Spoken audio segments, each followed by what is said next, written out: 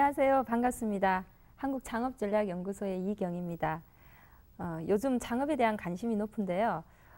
창업을 하기 전에 알아야 될 것이 많이 있지만 그 중에서도 지금 현재 시장이 어떻게 흘러가고 있는가를 아는 게 굉장히 중요합니다. 그래서 오늘은 창업시장의 동향과 트렌드에 대해서 한번 이야기를 해보도록 하겠습니다.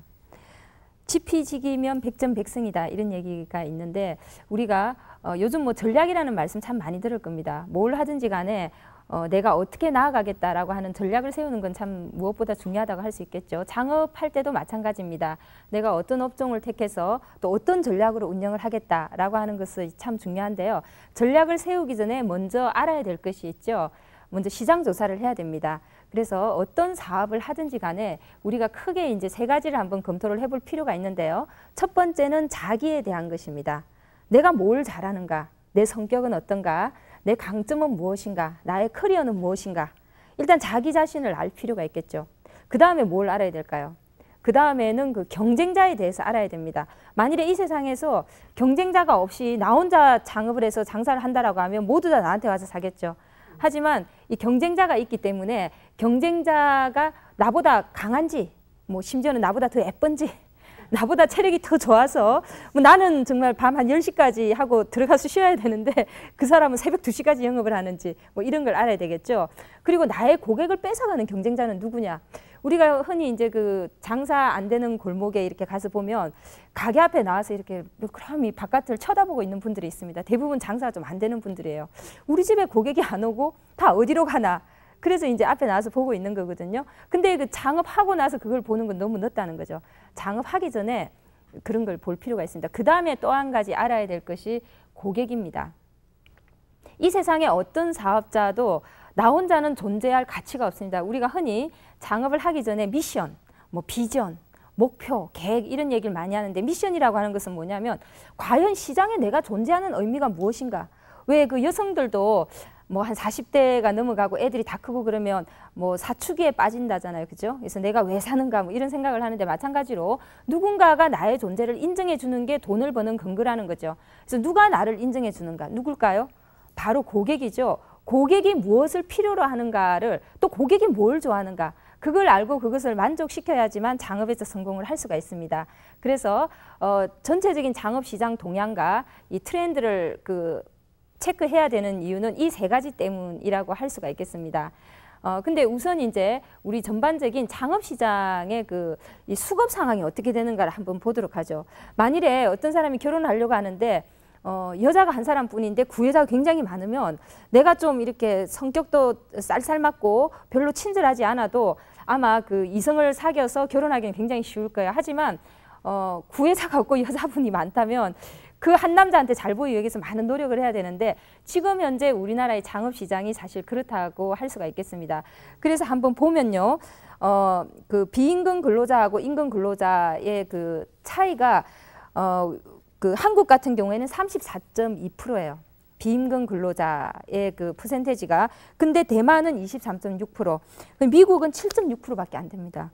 그 일본도 사실 굉장히 많다고 해도 15.1%밖에 안 됩니다. 그게 무슨 말이냐면은 우리나라가 일본보다 인구가 굉장히 적죠. 한 절반 정도 적습니다. 근데 일본은 그 비임금 근로자 비중이 15.1%인데 우리나라는 34.2%예요. 어떻습니까? 이게 뭐 지금 창업을 더 해야 되는 게 아니라 창업을 이제 더 줄여야 될 그런 형편이에요. 그렇다면 이건 무슨 말을 하느냐면은 잘하는 사람은 살아남는데 잘하지 못하는 사람은 계속 이제 나간다는 얘기죠. 그 실제로 폐업률을 한번 보면요. 우리나라에 한 해에 한 80만 정도가 그 창업을 합니다. 근데 그 폐업률이 한 79만 정도 돼요. 근데 전체 소상공인 수가 240만입니다.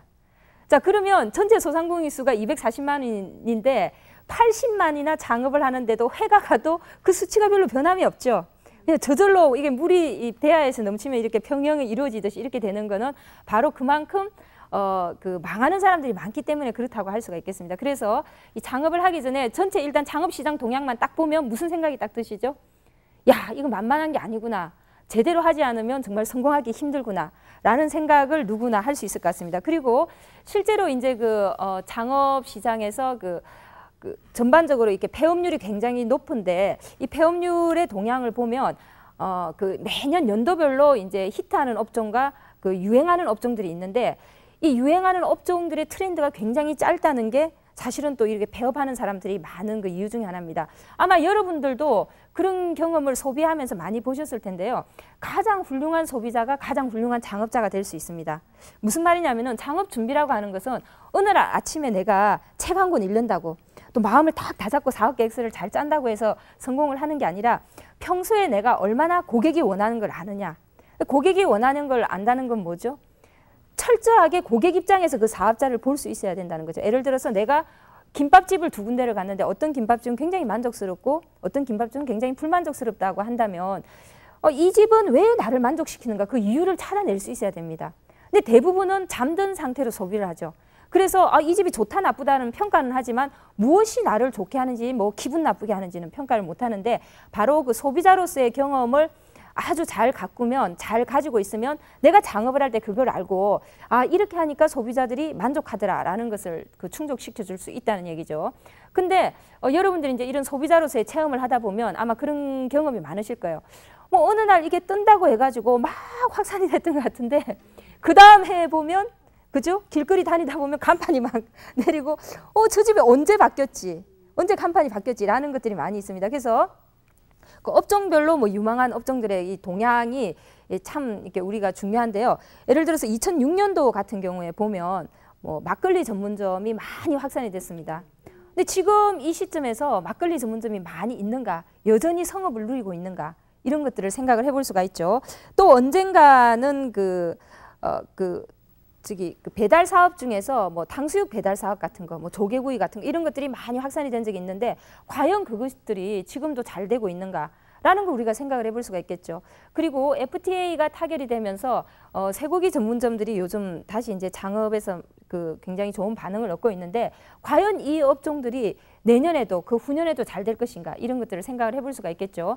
그래서 항상 시작하는 것이 중요한 게 아니라 일단 시작하기 전에 전반적인 흐름을 잘 봐야 됩니다. 전반적인 흐름을 잘 보고 앞으로 쭉 나갈 어떤 트렌드나 이런 것들이 무엇인가를 보고 그 트렌드에 맞는 것을 택하는 게 굉장히 중요하다라고 할 수가 있겠고요. 또 일단 시작하고 난 뒤에도 그냥 내가 이걸 했으니까 자 창업하기 전에 내가 이걸 잘 파악을 해서 선택을 했으니까 이제는 영원히 고다. 이게 됩니까? 그게 아니죠. 또 내 어떤 경쟁자가 나타나서 또 어떤 새로운 경쟁자가 옆에서 내 고객을 뺏어갈지 모르기 때문에 끊임없이 창업의 동향이나 트렌드를 그 체크를 하면서 거기에 적응해 나가는 게 굉장히 중요하다고 하겠습니다. 그래서 트렌드를 잘 파악해서 내가 잘 응용한다라고 하는 것은 내가 배를 탔는데 뒤에서 바람이 막 불어요. 나는 앞으로 나아가고 있어. 순풍이죠. 내가 뒤로 가려고 하는데 이쪽에서 역바람이 치고 있으면 내 배가 나가기가 참 힘들겠죠. 바로 그런 측면이기 때문에 창업하기 전이나 창업하기 난 이후나 그런 부분들을 봐가는 게 무엇보다도 중요하다고 하겠습니다. 그렇다면 최근에 이제 창업시장 동향이 어떻게 되는가를 좀 살펴볼 필요가 있는데요. 여러 가지 이제 창업 시장의 중요한 이슈들을 보면 대략적으로 그런 부분들을 좀 체크를 해볼 수가 있습니다. 그러면 자 창업 시장의 주요 이슈 중에서 소비자 부분에서는 어떤 문제가 있는가를 한번 살펴보면 우리가 첫 번째로 꼽을 수 있는 게 주 5일제 근무입니다. 이 주 5일제 근무가 확산이 되다 보니까 아무래도 그 주말에 몰아서 소비를 하는 경향이 많이 있죠. 여러분들 입장 바꿔놓고 생각해서 남편이 이제 주 5일 근무라서 토요일 날 쉬어요. 그래서 다른 때보다 더 많이 토요일 날 어디 멀리 여행을 간다 이거죠. 그러면 어때요? 여러분들의 생활비가 갑자기 토요일 날 돈 많이 쓰라고 회사에서 막 돈을 많이 줍니까? 그게 아니죠. 그러다 보니까 한정된 자금 내에서 토요일 날 이 레저에 투자를 하고 나면 점점 이제 소비를 줄이게 되겠죠. 이런 것들이 이제 창업 시장에 영향을 미치죠. 예를 들어서 오피스가 같은 경우에는 그 주 5일 근무제가 본격적으로 확산 실시되면서 권리금이 많이 떨어지고 있는데 그 이유는 토요일 날, 일요일 날 이제 근무를 안 하기 때문에 금요일 날 오후가 되면 손님이 끊기기 시작하는 거죠. 그죠? 그러면 옛날에는 주 5일 근무가 확대 실시되기 전에는 토요일 낮까지 장사가 됐는데 이제는 아예 금요일 날 오후에 빨리 가서 우리 식구들하고 여행을 가야 돼. 빨리 나간다라는 거죠. 술도 안 마시고 목요일 날이 이제 손님이 많은 그런 시기가 된다라는 거죠. 그래서 이런 식으로 그리고 주 5일 근무제로 인해서 주택가는 어떨까요? 주택가에서는 물론 이제 그 아주 남편이 좀 적극적이고 활발하고 부인도 부지런한 사람들은 야외로 놀러를 나가겠지만 그렇지 않은 방콕 쪽들도 많이 있죠. 이 방콕 쪽들이 노는 시간이 늘어나다 보니까 어때요? 배달 업종 같은 거, 그죠? 그 아내가 그러죠. 여보, 나 밥하기 싫어. 라고 하면 그 평소에 일요일 하루만 쉬면 그 밥을 해서 먹을 텐데 이틀을 쉬니까 외식을 나간다든지 또 배달을 시켜 먹는다든지 하다 보니까 이전에 비해서 상대적으로 배달 업종에 대한 시장 규모가 커지고 수요가 늘어나고 또 그 주택가 주변에 있는 전문 음식점들에 대한 어떤 수요가 늘어난다든지 이런 형태로 바뀌게 되는 거죠. 그 다음에 또 한 가지는 소비자 부분에서의 어떤 중요한 이슈 중에 하나는 바로 소비자 피로증이라고 할 수가 있겠습니다. 이 소비자 피로증이라고 하는 건 뭐냐면 뭔가 좀 새로워야지만 이 소비를 할 텐데 새로운 게 없다 이거죠. 아, 그 삼겹살집 이전에 가서 다 먹어봤어. 아, 그 칼국수집 아, 다 먹어봤어. 아, 그게 뭐 새로 생긴 튀김집 다 먹어봤어. 이제는 별로 그냥 호기심이 안 생긴다는 거죠. 요즘 뭐 기러기 아빠도 많고요. 기러기 아빠가 아니라고 하더라도 교육비가 얼마나 많이 들어갑니까? 야, 그럼 외식할 바에는 또 이거 사가서 소비할 바에는 그 별로 신나지도 않고 재미도 없는데 그냥 대충 때우자. 그냥 싼 걸로 먹고 아니면 뭐 피자나 뭐 가격하게 피자나 한 판 시켜 먹고 뭐 이 돈으로 차라리 애 저기 책이라도 한 권 더 사줘야지. 이럴 수가 있다라는 거죠. 그게 무슨 말이냐면은 이 소비자들이 이미 웬만한 소비는 다 해봐가지고 이 소비를 할 생각이 없다 보니까 이제는 소비자들한테 자극하지 않으면 웬만큼 그 어떤 즐거움을 주지 않으면 뭔가 좀 참신한 어떤 그런 것들을 주지 않으면 안 된다라는 거죠. 최근에 등장한 업종 중에 그 떡에 싸먹는 삼겹살이라는 게 있습니다. 떡피 삼겹살. 사실 그 가서 먹어보면 대단한 노하우가 있는 것 같지도 않은데 그 장업을 하는 지역마다 굉장히 그 호황을 누리고 장사가 잘 되는데 왜 그럴까요? 바로 야, 떡에 뭘 싸먹어? 삼겹살을 떡에 싸먹어 상추가 아니고 이런 호기심이 사실은 어떤 그 소비자 피로증에서 피로하게 들어누워 있다가 야, 그거 한번 가서 먹어봐야 되겠다. 이런 요소로 작용을 하기 때문에 그 떡에 싸먹는 삼겹살 외에 다른 업종을 할 때도 우리가 어떤 형태로든지 간에 사람들을 자극하고 즐거움을 주고 또 끊임없이 변신하는 게 필요하다라는 거죠. 그 다음에 또 한 가지 그 소비자 부분에서 중요한 이슈는 내추럴 건강이라고 할 수가 있습니다.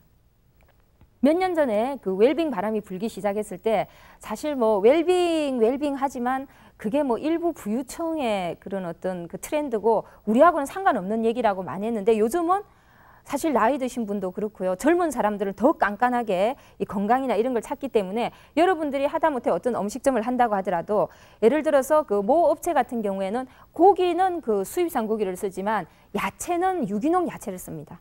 내가 뭐든지 이렇게 유기농으로 한다라고 하는 것을 보여줌으로써 건강에 대해서 관심 있는 사람들이 한 번 더 그 관심을 기울이게 되는 그겠죠. 또 모 업체 같은 경우에는 갈비를 가격 파괴로 해서 배달을 해주는데 가격 파괴한 갈비가 당연히 수입육이겠죠, 그죠? 수입육인데 대신 그 사용하는 그 소스를 강원도의 어떤 그 지역하고 재배 계약을 맺어서 그 국산 콩을 이용해서 오랫동안 숙성을 시켜서 그 웰빙 소스다라고 하는 걸 강조를 하고 있습니다.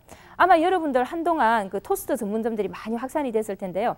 이 토스트 전문점들이 내세우는 그 경쟁력이 하나 있는데 그게 뭐냐면 과일로 만든 소스다.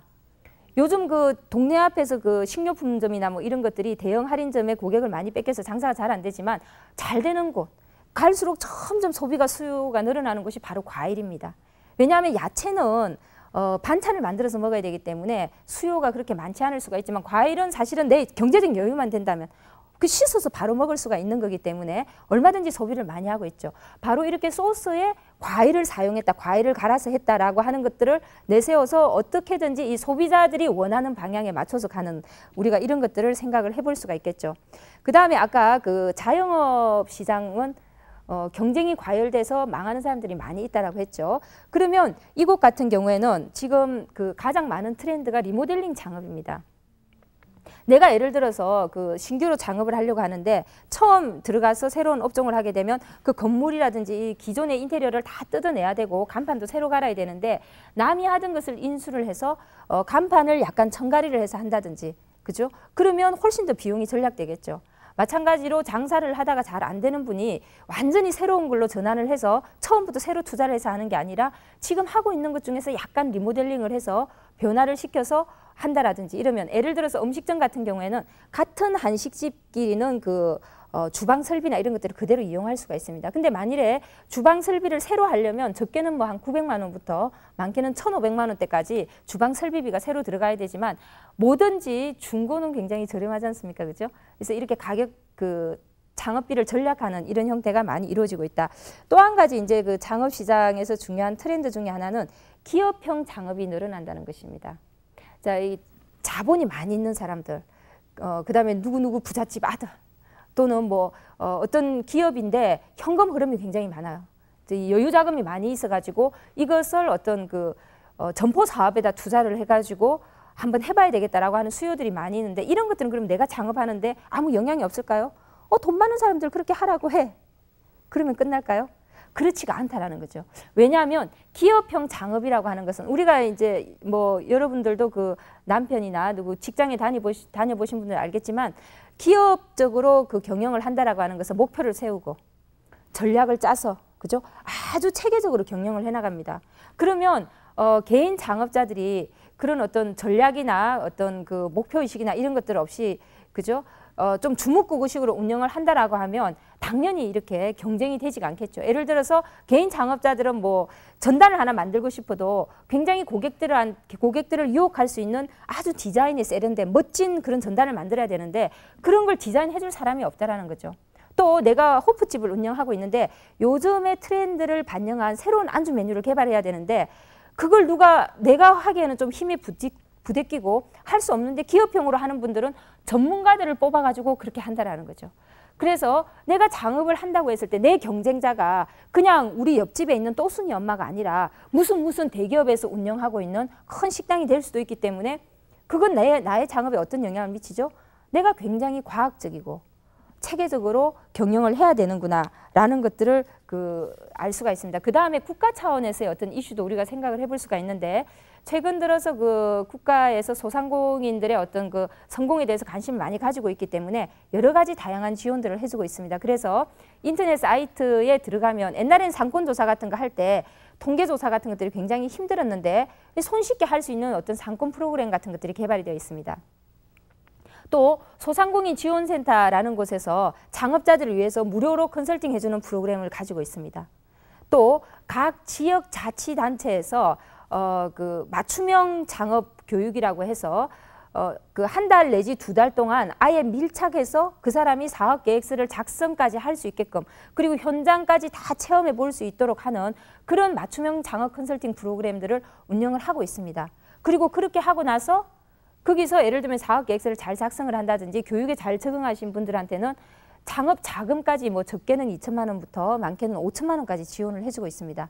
그래서 이 국가에서 시행하고 있는 소상공인이나 창업자들을 위한 어떤 다양한 제도들을 내가 활용을 한다면 훨씬 더 창업을 하기에 쉽다라는 그것을 알 수가 있습니다. 그래서 우리가 창업 시장의 주요 이슈에 대해서 창업자 부문, 그리고 창업 시장에서는 어떤 게 있는지, 그 다음에 국가에서는 어떤 이슈들이 있는지, 그 자영업자 시장에서는 어떤 이슈가 있는지, 이런 것들을 좀 알아봤는데요. 그렇다면 이번에는 업종 트렌드에 대해서 한번 알아보겠습니다. 무엇보다도 중요한 게 업종이라고 할 수 있습니다. 내가 창업에서 성공할지 안 할지는 아주 간단하게 알아볼 수가 있는데, 일단 창업자 자질이 어떤가, 내 자금력이 얼마나 되는가, 그 다음에 내가 무슨 아이템을 선택했느냐, 이 세 가지를 가지고 도표를 그려볼 수 있어요. 나 창업자 자질 대단해. 나 뭐 굉장히 인간관계 잘하고 누구를 만나도 팔 자신 있고 어떤 경우에도 인상을 찡그리지 않고 웃을 수 있어. 그리고 아무리 어려움이 닥쳐도 꿋꿋이 이겨내면서 버틸 수 있어. 이런 사람은 어떻게 되죠? 그리고 나는 굉장히 공부를 열심히 해. 그래서 뭐 학력이 좋아서 공부를 열심히 하는 게 아니라 끊임없이 연구하는 스타일이야. 이러면 이제 그 창업자 자질이 A하고도 플러스가 2개가 되는 겁니다. 근데 나는 되게 깐깐해. 짜증을 잘 내. 쉽게 포기해. 그죠? 남들이 뭐 듣기 싫은 소리 하는 걸 참을 수가 없어. 힘든 일은 못 참겠어. 이러면 이제 D가 되는 거죠. D나 C가 되겠죠. 그래서 일단 그걸 알 수가 있고, 그 다음에 창업 아이템이 유망하다, 유망하지 않다라고 하는 것은 아무래도 기왕이면 경쟁자가 좀 적었으면 좋겠다. 너무 난립하지 않았으면 좋겠다. 그런 걸 될 수가 있겠고, 그 다음에 기왕이면 이게 1년 후에는 어떻게 될지 모르겠다라는 사업이 아니라 이건 1년 후에도 2년 후에도 3년 후에도 계속 유망할 사업이다. 이런 게 되겠죠. 그 다음에 또 한 가지는 다른 업종에 비해서 예를 들어서 인건비가 적게 든다든지, 또 투자 회수를 하는 데 있어서 투자 회수 조건이 굉장히 좋다든지, 예를 들어서 우리가 PC방을 창업을 한다라고 하면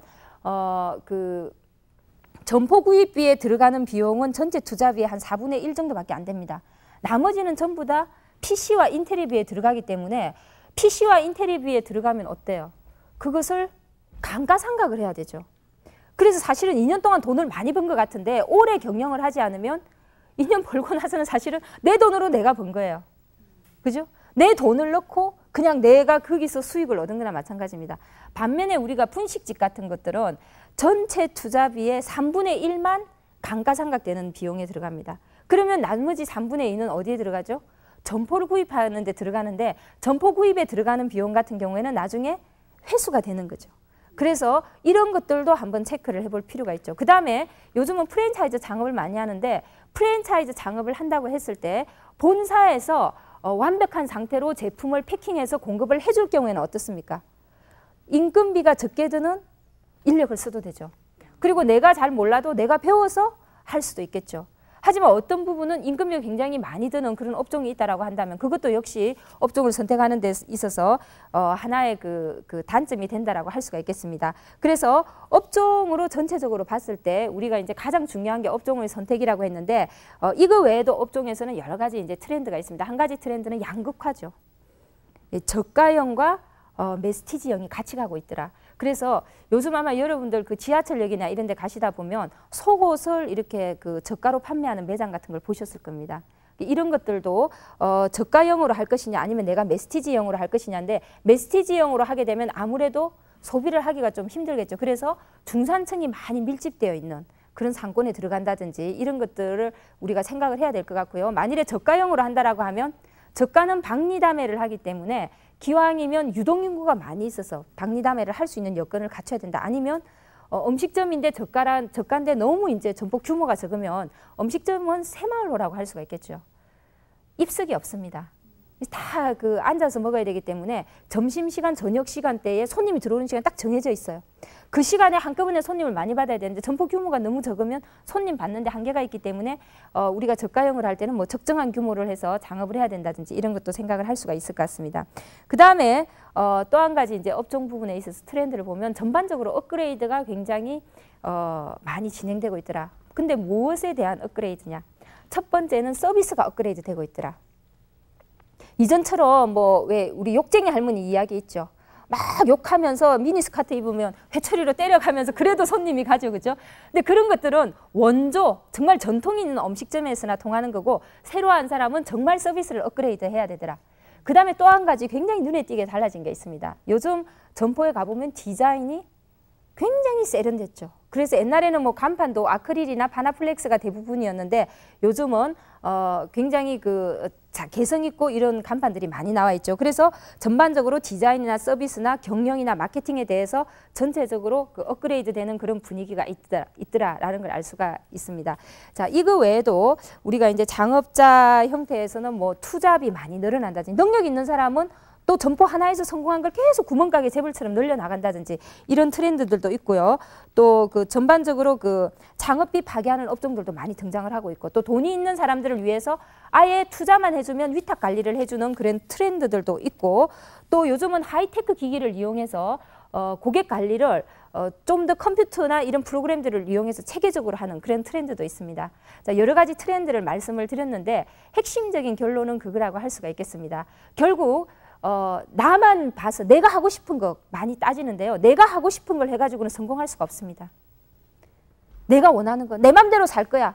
그럼 그냥 절에 들어가서 살거나 혼자 사업 안 하고 그냥 즐겁게 자유여인으로 살면 됩니다.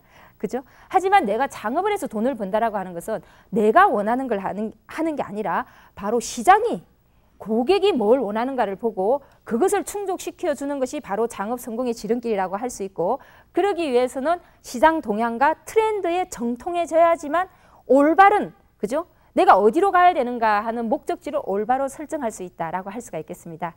감사합니다.